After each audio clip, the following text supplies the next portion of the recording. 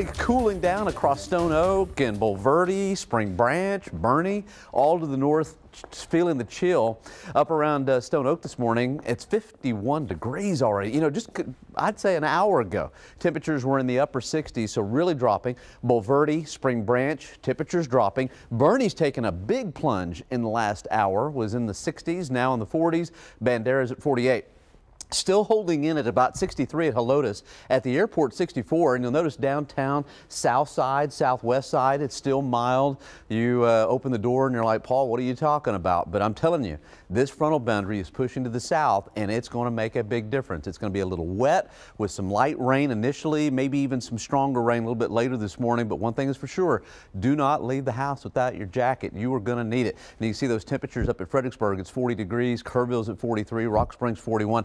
All of these temperatures 6 hours, actually just 3 or 4 hours ago, were all in the 60s like we are right now. Look at the wind chills in the 30s. Kerrville feels like 39. Up around Rock Springs 34. Fredericksburg feels like 35 degrees. So the chill is coming. Gonzales already feels like 42. All right, so this is interesting.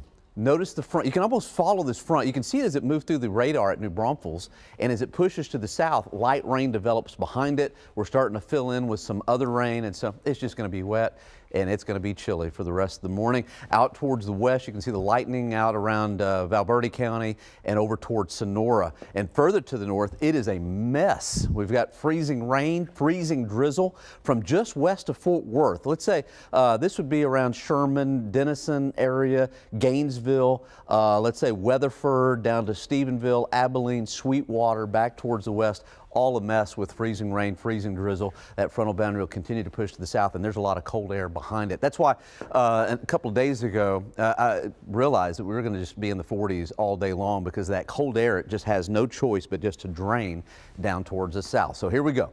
40s most of the day today. I think later on this afternoon when you pick up the kids from school, it's still going to be chilly in the 40s with a chance for some rainfall. Tomorrow morning we'll wake up to a temperature of around 40.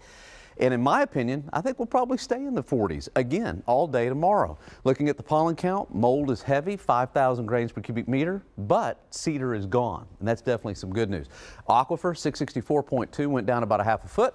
Here's your forecast for the rest of the day. Temperatures dropping through the 50s, recess 46, going home. Temperatures in the upper 40s. Tomorrow in the 40s again with a good chance for rain. I think 40% chance on Friday, but we'll rebound on Friday. Still a 40% chance of rain on Saturday, but we get warmer, and then another front comes in Sunday, so it turns a little cooler again for Monday and Tuesday, but not bad.